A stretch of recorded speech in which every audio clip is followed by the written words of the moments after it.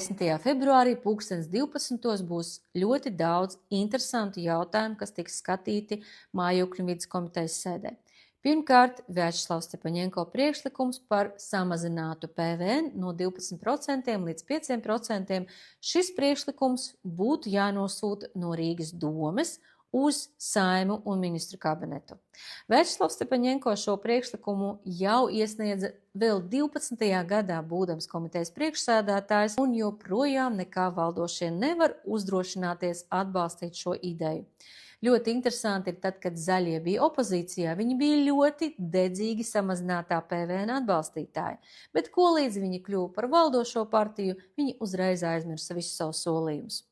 Interesanti ir arī tas, ka pagājušajā nedēļā Saeima nobalsoja pret apvienotā saraksta ideju samazināt PVN apkurei, un par šo ideju balsoja apvienotais saraksts kopā ar nacionāļiem.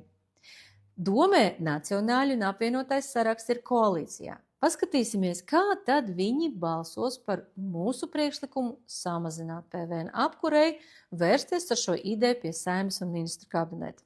Pēc būtības doma varētu atbalstīt apvienotā saraksta ideju un iesniegt savu atbalsta vēstuli Saeimai. Tādējādi varbūt kaut mazliet palīdzot šai idejai īstenoties.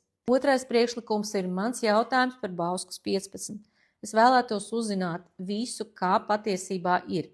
Vai māja ir atjaunojama vai nav, vai iedzīvotājiem tik tiešām tiks izmaksātas kompensācijas, kā mēs lasījām preses relīzē. Mēs gribētu uzzināt visu no pirmavotiem. Tālāk nepatīkams jautājums par neprivatizēto dzīvokļu īri.